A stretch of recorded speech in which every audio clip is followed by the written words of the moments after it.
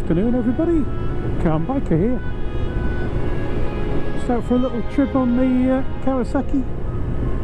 Been miserable weather and there's a bit of a break in it, so I thought I'd come out and have a little ride. Just seen one of those fancy schmancy new cars. I couldn't tell you what it was, they all look the same to me nowadays. I used to be able to identify cars really easily, but now they all look like boxes, so I guess they look to me now like bikes look to most car drivers. Certainly I've had people who, apart from the colour, if they didn't have both in the same picture, couldn't tell apart this bike and my CB500X. I just saw one of these fancy schmancy new ones that doesn't have mirrors. It has cameras. And I thought, that's a bad idea. And the more I thought about it, the last 5 minutes or so, the more I thought, that's really a bad idea. Why is it that we try and have super duper clever technology where actually old technology is better? Well, I'm not suggesting going back to leeches, although apparently they are doing very well in certain areas of medicine. But why would you have a camera? And I looked into the car and I could see that kind of just on the side, both sides on the dash, was where they'd put the screens linked to the camera. So I guess it's just that people are used to them being there. But what I also saw as I looked in was a load of glare. So the camera on the other side, or the screen on the other side, on the left hand side, that I overtook, couldn't see the one on the right hand side, but the one as I overtook, there's just a horrible load of glare across it from the sun. I say the sun, I mean, what would it be like if there was actual sun? Not generally a problem I have with mirrors, although if the sun's right behind you, of course, then the mirrors can be incredibly dazzling. But then I guess if the sun's right behind you, the camera's going to struggle, isn't it? Cameras aren't exactly known for having a massive dynamic range, so if everything's really bright, all the dark stuff kind of just goes black, and if everything's really dark, all the bright stuff gets blown out and very hard to look at, unlike with a mirror and the human eye. It seems like it would just be a really bad idea with bad dynamic range, glare on your screens. Presumably you could get glare on the camera as well. I put up a video the other day of Peter's Wish, and I was slightly frustrated that there was I must have had a bit of dirt on my camera or something, but there was like a line coming down it. It was either glare from the tiny bits of sun we were getting, or it was the shine of the angels looking down on us doing our good deed. So glare then. I thought, that's, you know, it's bad from all those kind of things from a technology side. That's worse than a mirror.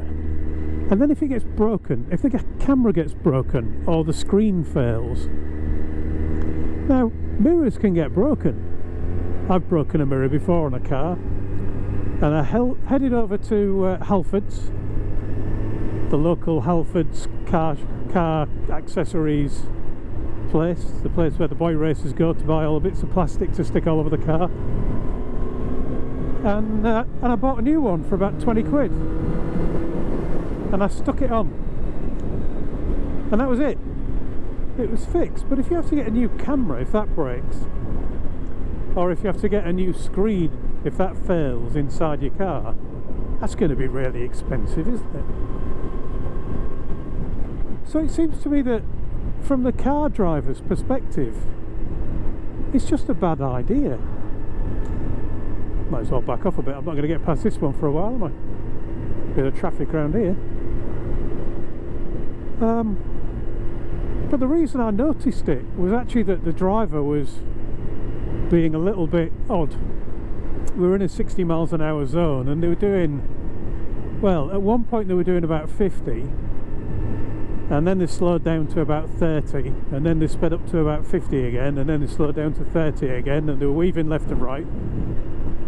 You're probably thinking the same thing I was thinking, that mobile phone is in play here, but as I overtook I couldn't actually see anybody using a mobile phone, so perhaps not.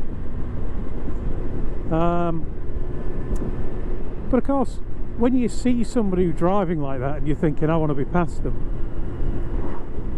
the thing I like to do is start by kind of sliding left and right across the back of the car, just to make my presence felt, so they can see me in the rear view mirror. I did have a rear view mirror, I think. Certainly had something up there. Could have been a screen, of course. And then I like to have a look into the side mirror and have a look and see if they've seen me. See if I can make eye contact, or see somebody who's just irritated by a bike moving around behind them. Because at least then you know they've seen you. I don't like to irritate people on a bike. I think that's a very bad idea, because there's some nutters out there, and you know, car versus bike, well, it's not likely to go my way, is it? But I like to have a look in that mirror and see if they're looking. Yeah, I can look at this one now, this learner, and I can have a look and see if they're glancing in the mirror or anything. Give them a good chance of seeing me, and me knowing that they have seen me before I make my overtake. So I'm fairly sure now that this one's seen me. But I haven't got a place to make an overtake, even though they seem to be making room. But with that side road there, I'm not going to do it. You can't do that if they've got cameras, because all you can see is a camera. So not only is it bad for people inside the car, it seems to me it's bad for people outside of the car too. So why did they do it? Other than being able to kind of wow people with technology at a point where maybe, you know, they're buying a new car and they're not thinking about what the impact of that new technology is going to be. And probably they can make quite a bit more profit as well, because, you know, they'll probably stick if they stick a camera as good as a GoPro in, I'll be surprised. But even if they do stick 2 GoPros in, that's going to be, for them, probably a couple of £100 worth of cameras and maybe a couple of £100 worth of screens, and I think I'm being generous at that. And I bet that option costs more than £400 to add to the car, so it's probably a pretty good money spinner as well. But the benefits just don't seem to outweigh the drawbacks in my mind. I can't think of any benefit. I can think it could do clever things, you know, it could look for people and warn you, though I'd rather people were looking in the mirrors than having all these gadgets telling you there's somebody nearby. But you know, a lot of people don't, so I suppose those gadgets could be handy, as long as they don't make people lazy.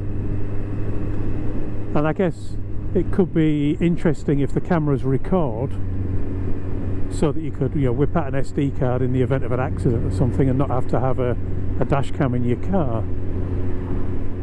But of course you could have all of those things and mirrors without the need for screens, so it'd still be cheaper, wouldn't it? Let me know what you think in them there comments. What have I forgotten, or what have I missed? What else is bad about these cameras, but also what have I missed in terms of what's good about them? Let me know.